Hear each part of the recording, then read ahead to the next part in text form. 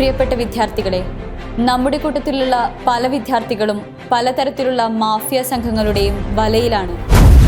പ്രലോഭനത്തിനും മയക്കുമരുന്നിനും അടിമപ്പെട്ട ഒരുപാട് സുഹൃത്തുക്കൾ നമുക്കിടയിൽ തന്നെയുണ്ട് എന്ന യാഥാർത്ഥ്യം കാണാതെ പോകരുത്.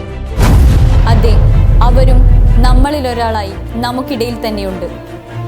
അടുത്ത ഇരയെ തേടുന്നതിന് മാഫിയകൾ ഉപയോഗിക്കുന്നത് നമ്മുടെ പ്രിയ സുഹൃത്തിനെ തന്നെയാണ്.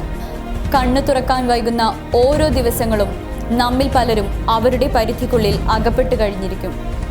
അതെ, കഴുകന്മാർ നമുക്ക് ചുറ്റും വട്ടമിട്ട് പറക്കുകയാണ്. വിവിധ രൂപത്തിലും പല ഭാവത്തിലും അവർ നമ്മെ കാത്തിരിക്കുന്നു.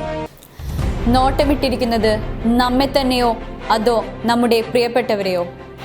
രണ്ടായാലും നഷ്ടം നമുക്ക് തന്നെ. നമുക്ക് നേരെയുള്ള അതിക്രമങ്ങളും ചൂഷണങ്ങളും വർദ്ധിച്ചുകൊണ്ടേയിരിക്കുന്നു. പലതരത്തിലുള്ള മയക്കുമരുന്നുകൾക്ക് അടിമപ്പെടുത്തിക്കൊണ്ട് സ്വാർത്ഥമോഹങ്ങൾക്കും നീചകൃത്യങ്ങൾക്കും വേണ്ടി അവർ നമ്മുടെ പ്രിയപ്പെട്ടവരെ ഉപയോഗപ്പെടുത്തിക്കൊണ്ടേയിരിക്കുന്നു.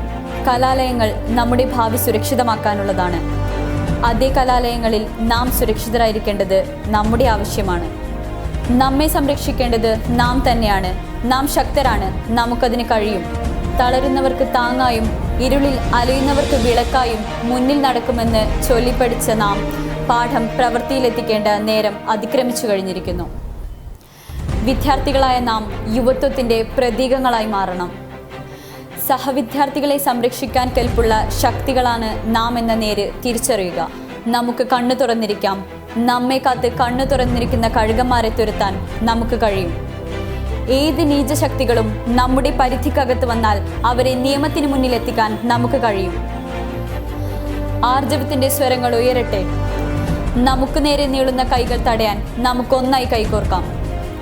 ജാഹിറ ബദ്രുദ്ദീൻ, പബ്ലിക് കേരള.in